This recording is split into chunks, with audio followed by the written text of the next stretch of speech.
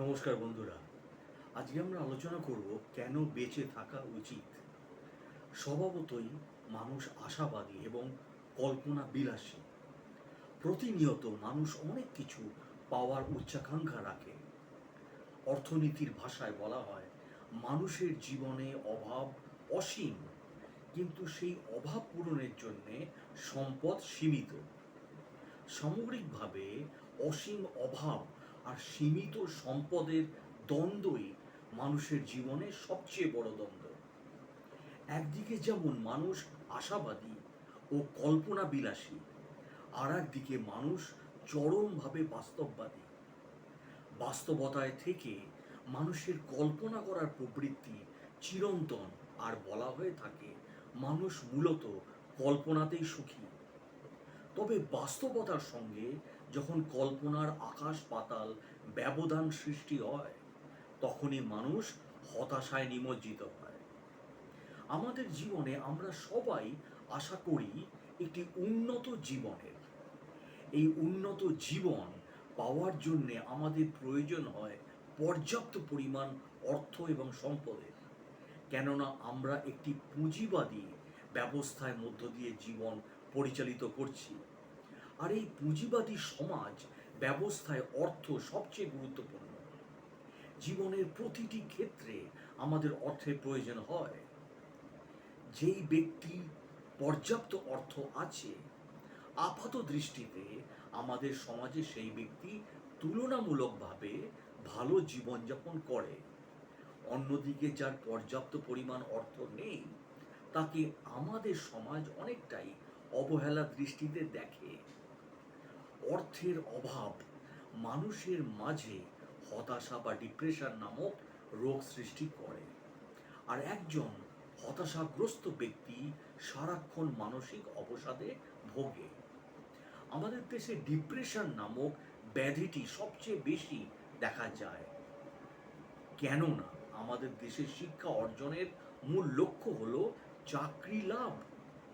স্পষ্ট করে বলতে গেলে অর্থ লাভ। বেশি অর্থে বেশি সুখ। এই কথাটি কিছু শিক্ষার্থী প্রত্যক্ষভাবে অস্বীকার করতে চাইলেও পরোক্ষভাবে কিন্তু অস্বীকার করতে পারে না। কেননা আমরা যেই সমাজে বড় হচ্ছি, সেই সমাজের লোকজন, আমাদের পরিবার আমাদের অর্থ নির্ভর চিন্তা করতেই শেখাচ্ছে। বেঁচে থাকার প্রধান অবলম্বন হয়ে উঠেছে এখন অর্থ। ব্যক্তি জীবনে অর্থের বৃহৎ একটি পরিধি রয়েছে। বৃহৎ কিছুর প্রতি মানুষের আগ্রহ চিরকাল।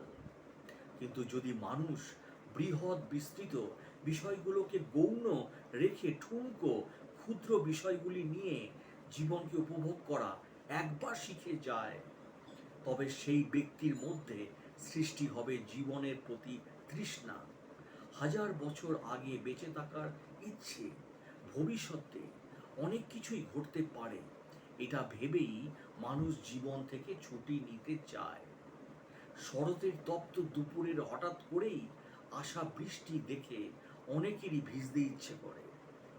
এখন যদি ঠান্ডা লাগবে, জ্বর আসবে, এই ভেবে বৃষ্টিতে না ভেজে, তবে তার কাছে জীবন অবশ্যই বিভীষিকাময়। কিন্তু যারা সব সংকটকে ভুলে ক্ষণিকের এক পশলা বৃষ্টিতে নিজেকে উজাড় করে দিচ্ছে, তারা জীবনকে উপভোগ করছে। ছোট্ট একটি কবিতা পড়ে বন্ধু মহলে প্রাসঙ্গিক অপ্রাসঙ্গিক নানা কথার সৃষ্টি করে। খানিকটা বিনোদন করার যে প্রচেষ্টা, সেটাও কম উপভোগ্য নয়।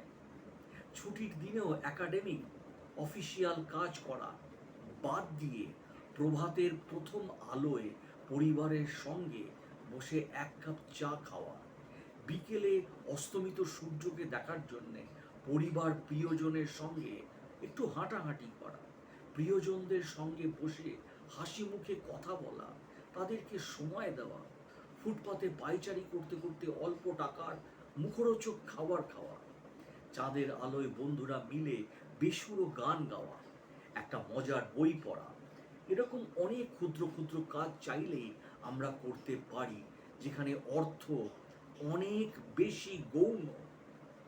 আর সম্প্রীতি ও আন্তরিকতা অনেক বেশি মুখ্য। অতীতমুখী স্বভাব থেকে বেরিয়ে এসে শুধু ভবিষ্যৎকেই মূল লক্ষ্য না ধরে বর্তমানকে প্রাধান্য দেওয়ার মধ্য দিয়েই জীবনকে উপভোগ করা যায়। হ্যাঁ বন্ধুরা, আর সেটা এই পুঁজিবাদী অর্থ ব্যবস্থাতে অর্থকে গৌণ বিষয় হিসাবে রেখেও করা সম্ভব। কাজেই এই যুক্তি এটাই প্রমাণ করে যে শুধু অর্থের অপ্রতুলতাই মানুষকে আত্মহত্যার দিকে ধাবিত করে না। জীবন সম্পর্কে উদাসীনতা, বিষণ্ণতা, জীবনকে উপভোগ করার প্রতি অনীহাই আত্মহত্যার দিকে প্ররোচিত করে। এছাড়া বৃহত্তর আকাঙ্ক্ষার অপ্রাপ্তি আমাদের মনে হতাশা সৃষ্টি করে, আর হতাশা থেকে সৃষ্টি হয় আত্মহননের মানসিকতা। সর্বোপরি বলাই বাহুল্য, উচ্চাকাঙ্ক্ষার অপ্রাপ্তি থেকে বেরিয়ে এসে যদি আমরা জীবনের খণ্ড খণ্ড অংশের মধ্যে বা সঙ্গে মানিয়ে চলি এবং জীবনকে নিজের জন্য ব্যবহার করি, তবেই জীবনের প্রতি আমাদের মমত্ববোধ সৃষ্টি হবে, বেঁচে থাকার প্রেরণা সৃষ্টি হবে। আমাদের বেঁচে থাকা উচিত ক্ষণিকের এই জীবনের ঠুনকো বিষয়গুলোকে উপভোগ করার জন্যে, আর এই জন্যে বৃহত্তর বিষয়কে করতে হবে গৌণ, আর ঠুনকো বিষয়কে করতে হবে মুখ্য।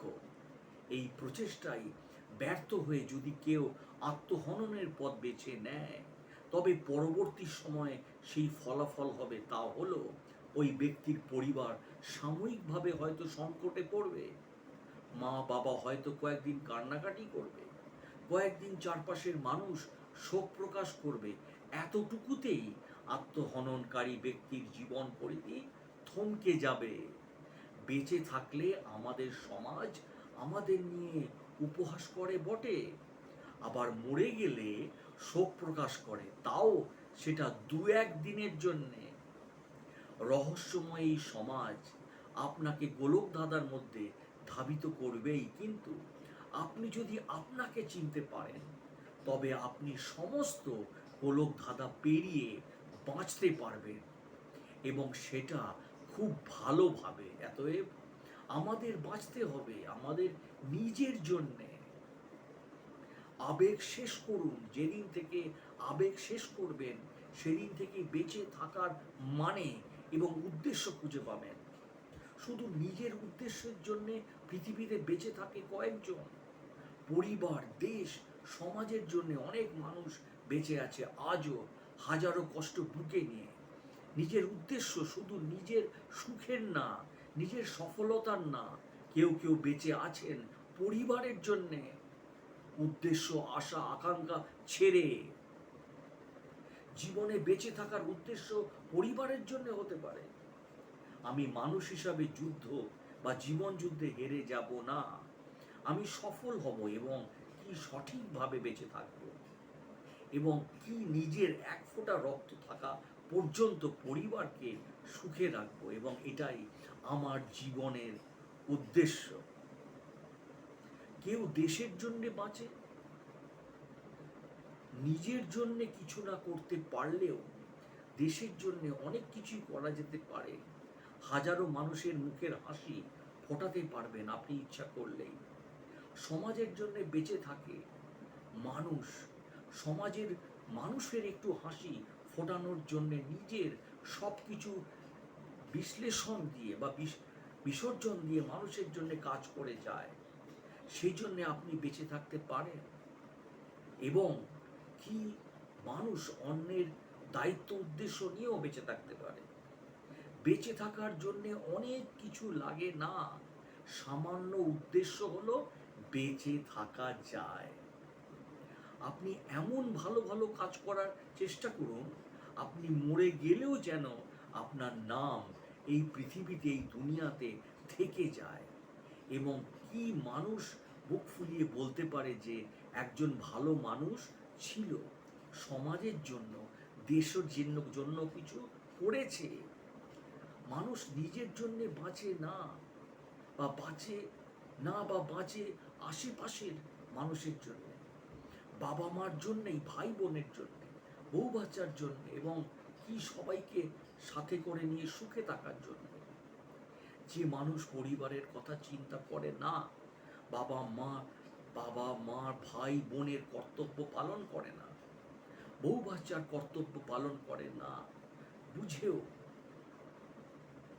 চোখ থাকতে যে অন্ধের মতো চলাফেরা করে, পরিবারকে কষ্টে ফেলে নিজের দায়িত্ব কর্তব্য ভুলে যায়, সে আর যাই হোক মানুষ হতে পারে না। কেউ যদি যে কোনো সমস্যায় উদ্দেশ্যহীনতায় আত্মহত্যা করে, সে শুধু নিজেরটাই দেখল, তার জন্য যে কত মানুষ বসে আছে, তার বাবা মা যে তাকে কতটুকু ভালোবাসে, কতটুকু আগলিয়ে রেখেছে, সেটা তো সে একবারও ভাবল না। সে আসলে প্রকৃতপক্ষে সাহসী ছিল না, সে ছিল ভীতু, মেরুদণ্ডহীন। কারণ এই অল্প সময়ের জীবন খুবই মূল্যবান বন্ধুরা। প্রথমত আপনাকে মানতে হবে যে পরকাল বলতে কিছু নেই। পরকালের বিভিন্ন প্রলোভন দেখিয়ে মানুষ আপনার বর্তমান জীবনের স্বাদ ও ইচ্ছা কেড়ে নিয়েছে। মৃত্যুর পর আপনার অস্তিত্ব শেষ হয়ে যাবে, এটা একটা কঠিন বাস্তবতা। আপনি 500 বছর আগে যেখানে ছিলেন সেখানেই চলে যাবেন। 500 বছর আগে আপনি কোথায় ছিলেন? আপনি ছিলেনই না। এক্স্যাক্টলি, মৃত্যুর পরেও তাই হবে।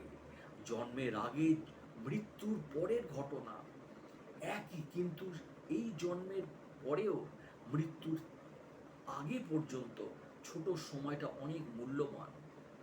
আপনি যেখানেই জন্মগ্রহণ করেন না কেন, আপনি যেই ঘরেই জন্মগ্রহণ করেন না কেন, হোক না কেন, আপনার নিঃশ্বাস চলছে মানে আপনি আছেন, আপনার অস্তিত্ব আছে। তাই এই জীবন খুবই মূল্যবান। জীবনকে পরিপূর্ণভাবে উপভোগ করতে গেলে বেঁচে থাকার উদ্দেশ্য জানা প্রয়োজন। তাই জীবনের লক্ষ্য জানতে হবে, এবং আপনি যদি জীবনের লক্ষ্য স্থির করে না থাকেন, তাহলে এখনই উদ্যোগ নিন। নিরিবিলি জায়গায় একটি টেবিলের সামনে বসে চিন্তা করুন, কি করতে আমার সবচেয়ে ভালো লাগে, আমি কি করতে চাই, কখন আমার নিজের জীবনকে সবচেয়ে অর্থপূর্ণ মনে হয়েছিল, আমার জীবনের চূড়ান্ত লক্ষ্য কি, কি আমাকে সবচেয়ে বেশি আনন্দ দেয়। প্রতিটি প্রশ্নকে মনের গভীরে ছেড়ে দিন। একই ধরনের আরো বহু প্রশ্ন এসে ভিড় করতে পারে। যত প্রশ্ন আসে আসতে দিন, মনের গভীর থেকে উত্তর আসার সুযোগ দিন। যুক্তি দিয়ে বিশ্লেষণ করার প্রয়োজন নেই, অনুভূতিগুলোকে প্রাধান্য পেতে দিন। প্রয়োজনে একাধিকবার বসুন, জবাব আপনি পাবেনই। তাই আমার এই চাওয়া পাওয়াগুলোকে বাস্তবায়িত করার পথে অন্তরায় কি? কেন আমার চাওয়া বাস্তবায়িত হচ্ছে না? চাওয়াগুলোকে বাস্তবায়িত করার পথে পারিপার্শ্বিক বাধাগুলো কি? চাওয়াগুলোকে বাস্তবায়িত করার পথে আমার নিজের দিক থেকে কি কি বাধা কাজ করছে? নিজেকে প্রশ্ন করুন। চাওয়া পাওয়া রূপান্তরিত করার জন্য আমার জীবনের, আমার নিজের মধ্যে কি কি পরিবর্তন আনা প্রয়োজন? নিজের জীবনের উদ্দেশ্যকে, নিজেকে প্রকাশ করার জন্য আমি কি কি পদক্ষেপ নিতে পেরেছি? প্রশ্নগুলোর জবাব পাওয়ার জন্য নিজেকে সময় দিন, আত্মনিমগ্ন থাকুন, মনের গভীর থেকে জবাবগুলো আসতে দিন। জবাব পাওয়ার পর জবাবগুলো সামনে রাখা কাগজে লিখুন। আবার চোখ বন্ধ করুন, কয়েকবার ধীরে ধীরে দম নিন, নিঃশ্বাস নিন, নিজের মাঝেই ডুবে যান। তাই নিজেকে প্রশ্ন করুন, এই লক্ষ্য অর্জনের জন্য আমার কি করণীয়? তাই ভালো থাকুন, সুস্থ থাকুন। আত্মহত্যাই জীবনের প্রধান উদ্দেশ্য হতে পারে না। আমাদের এই জীবন খুব মূল্যবান, তাই আমাদের বেঁচে থাকতে হবে। দারিদ্রতার মধ্যে হোক, বিভিন্ন বাধা বিপত্তি আমাদের জীবনে আসবেই, কিন্তু পজিটিভ মাইন্ডেড হয়ে বা পজিটিভ মাইন্ড নিয়ে আমাদের নেতিবাচক ইতিবাচক চিন্তা নিয়ে, নেতিবাচক চিন্তা নেগেটিভ মাইন্ড আমাদের ছেড়ে দিতে হবে চিন্তা ভাবনাগুলো, এবং আমাদের এই অমূল্য জীবন নিয়ে শুধু নিজের জন্য নয় বন্ধুরা, অপরের জন্য বেঁচে থাকতে হবে এই সুন্দর পৃথিবীতে। যদি ভিডিওটি ভালো লাগে, ভিডিওটিকে প্লিজ সাবস্ক্রাইব করে দিন এবং শেয়ার করে দিন আপনাদের বন্ধুদের মধ্যে। অনেক অনেক ভালো থাকবেন, সুস্থ থাকবেন।